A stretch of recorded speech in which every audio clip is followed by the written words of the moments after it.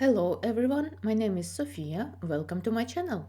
As you may remember, in the previous video we knitted a scarf using the same yarn as this beret. The yarn is 50% wool and 50% cotton. Please note, yarns with plant-based fibers such as cotton or linen don't hold ribbing very well. You can see that the ribbing here hardly stretches. Once stretched, it doesn't return to its original shape. The second beret here is made of 100% wool yarn and holds the ribbing nicely. Synthetic fibers are also great for ribbing. To knit this beret, I used Baby Merino yarn by Drops, Unicolor series, color number 10. It is 100% merino wool, as I said. The recommended needle size is 3 millimeters. This is important because we'll be using two different needle sizes. Let me show you. So, the recommended needle size for my yarn is 3 millimeters, but for the ribbing, to make it sit tighter around the head, this part here, I'll use 2.5 millimeters needles. I only have double-pointed needles in that size, so I won't buy anything extra. I'll just use what I have. But if you are buying needles to knit this beret, I recommend 40 cm circle needles, one size smaller than the recommended size for your chosen yarn. For the main part of the beret, you'll need two sets of needles in the recommended size, double-pointed and circular. I'll show you when and how to switch between them. I'll also need a plastic yarn needle to wave in the ends. Then the scissors and stitch markers. I'll need more than just 3. To start, we need to calculate the number of stitches. For this, I'll need a swatch using 1x1 ribbing and smaller needles, 2.5 millimeters in my case. I'll use only 2 needles from the set and knit flat in rows. I'll cast on 20 stitches using the classic method. If you don't know how to do that, I have a separate video. There is a link in the top right corner. As usual in flat knitting, slip the first stitch of the row. Knit the next stitch through the front loop. Then purl the next stitch through the front loop. Knit through the front and purl through the front. Repeat until the end of the row. The last stitch of the row is always purled. Next, turn your work and again slip the first stitch without knitting it.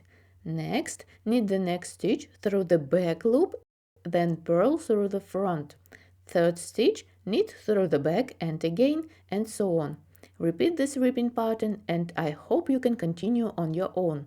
I'll return to show you how to bind off. I've knitted 16 rows. Now it is time to bind off the stitches. There are many ways to do this. I'll show you how I do it. Slip the first stitch to the right needle without knitting it. Knit the next stitch. Now you have 2 stitches on the right needle. Pass the first stitch over the second. You are left with 1 stitch on the right needle. Let me show you again. Knit the next stitch, which is a purl stitch, through the front loop so it lies nicely. Now there are 2 stitches. Pass the first over the second. Repeat to the end of the row. When 1 stitch remains knitted, pass the previous stitch over and now you have 1 final stitch. Slip it to the left needle, knit it again, cut the working yarn and pull the tail through the loop to secure.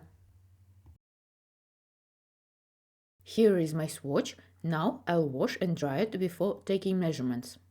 You don't need a full wash, just wet it well, squeeze it out and lay it flat on a well-ventilated surface, gently spreading it out.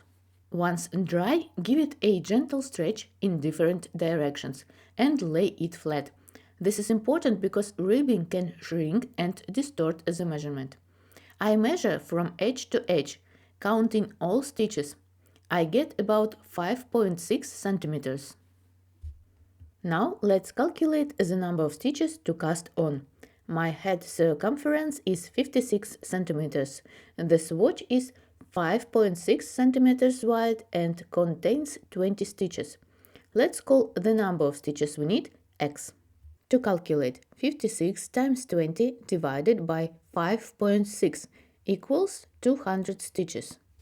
But if I cast on 200 stitches, the beret will be too loose because the ribbing was measured unstretched. So I need to subtract at least 30%. If using cotton or linen blends, subtract 40 or even 50% since blend fibers don't hold shape. But mine is 100% wool, so I subtract 30% by multiplying 200 by 0.7, which equals 140 stitches. The final stitch count must be divisible by 10, if not, round down. For example, if you get 146 stitches, round to 140. Since I'll be knitting in the round, I'll add one extra stitch to join the round. So I'll cast on 141 stitches. Your number may differ, but remember, total should be divisible by 10 plus one extra stitch to join.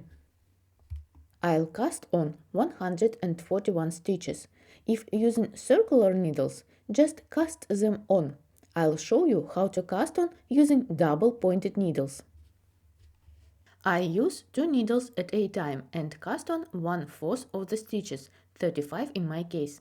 I cast on the first section, then gently remove one needle so the stitches stay on one needle. Make sure the stitches aren't twisted between needles. I continue casting on using 2 needles. It's tricky, especially the first stitch, but it gets easier. On the last needle I cast on 35 stitches plus one extra to join. I check that nothing is twisted. Adjust if necessary, so everything lies flat. Now let's join the round. I'll show you how I do it. Slip one stitch from the left needle to the right needle. Then pull the rightmost stitch through the slipped stitch and return it to the right needle. Tighten the short yarn tail.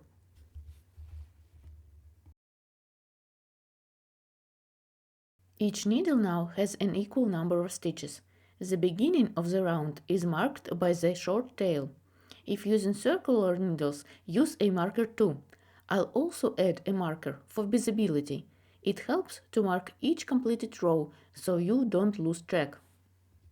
Let's start knitting the first row of ribbing.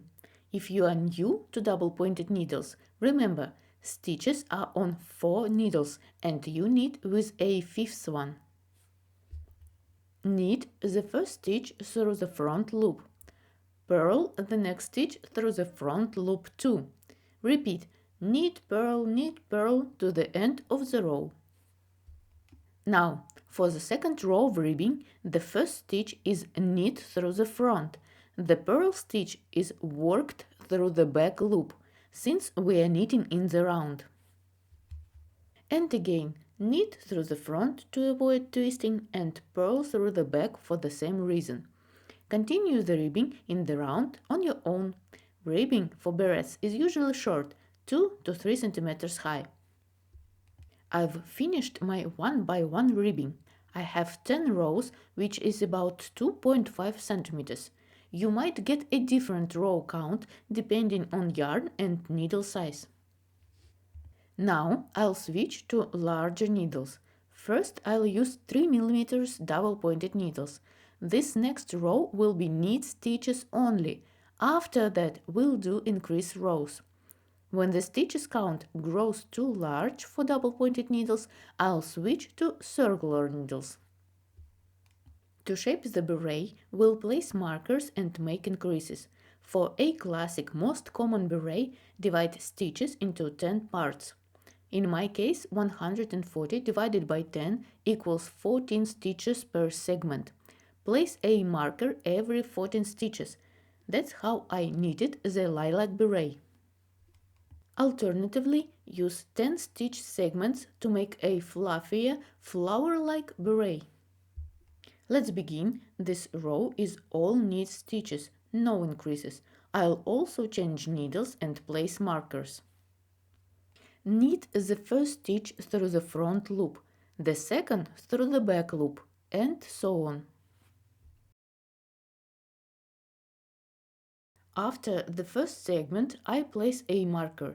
Continue knitting, placing markers and switching needles to the end of the row. This row with markers is our setup round. The next row is row 1. Increases will be in all odd numbered rows 1, 3, 5, etc. To increase, knit the first stitch in the segment through the front loop.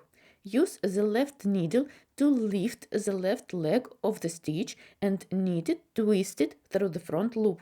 I'll show you again at the next marker.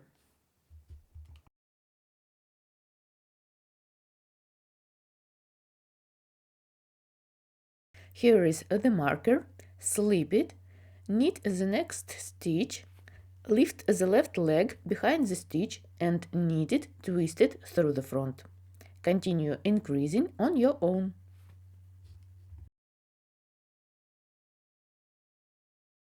I've finished the first increase row. The second row is an even row, no increases. Knit all stitches. Repeat odd rows with increases and even rows plain. Knit 10 to 14 rows in total, about 5 to 5.5 centimeters tall. I made 10 rows, measuring about 5.5 centimeters. I switched to 60 centimeters circular needles midway. Next, we'll knit the crown, this part, between the increases and decreases. Knit plain rounds for 2 to 3 centimeters. I've knitted about 3 centimeters, which is 14 rows in my case. Now I'll show you how to decrease. We'll decrease after each marker. At the start of the row, knit 2 stitches together through the front loop. It can be tied, so gently stretch the second stitch to help insert the needle through the bows. Continue knitting until the next marker. At the next marker, slip the marker and knit 2 stitches together. Then knit all stitches one by one until the next marker. Repeat it in each segment. This is the first decrease row. As with increases, only decrease in odd rows. Even rows are plain. When stitches become too few for circular needles, switch back to double-pointed needles. I'm nearly done with the decreases, only one stitch remains between every 2 markers. My last row was odd row, a decrease row, and I haven't worked the next even row. I'll now remove all the markers. I want to finish the beret with a little tail like this one. For that I need 5 stitches. If you have 10 segments, now you have 10 stitches left. So knit every 2 stitches together until you get 5. I have 14 stitches, so I'll knit 3 together several times to reduce to 5. Move all remaining stitches onto one needle. If the fabric is tight here, that's normal. If it is too hard to knit stitches together, you can twist them, rearrange on the needle and knit them through the back loop. That's supposed to be easier.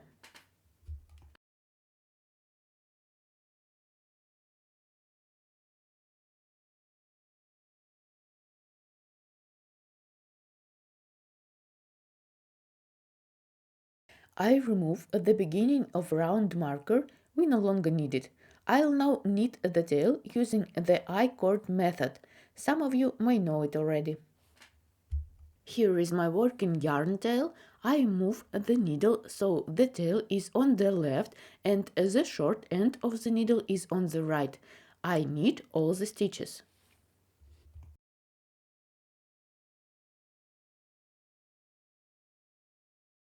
I've finished the first row. Again, move needle to knit the next row. The tail is on the left and the short end of the needle is on the right. Continue for 4 to 5 rows, depending on how long you want the tail to be. Notice, I also knit both first and last stitches. I've done 5 rows. Time to cut the yarn. Leave a long tail for waving in. Better too long than too short. You can trim the extra after washing.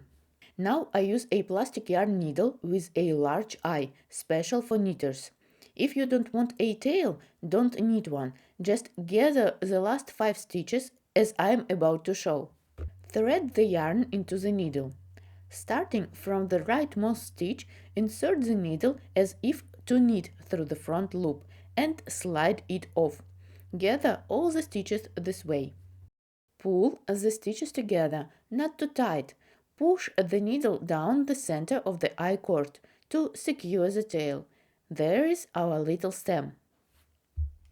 Now I'll hide all the yarn tails, starting with the tail at the top. Tie a small knot inside the beret to secure the yarn, while holding the tail to keep it from puckering.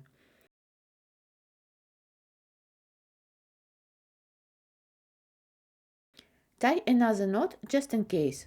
You can skip hiding it, it is on the inside and won't show, but I'll show you how to do it anyway. From the inside, look for the wavy pearl bumps. I insert the needle into the tops of the bumps, slightly diagonally, avoiding overlap. Make sure the yarn stays between the stitches and doesn't peek to the front. Don't cut the end just yet, we'll do it after the washing. There are other loose ends from joining a second ball. You can leave or hide them the same way. The starting tail will be hidden differently. It's long enough to work with. On the wrong side of the ribbing, thread the tail into the needle and insert it into the side loops of the ribbing from the inside to outside. Repeat a few times.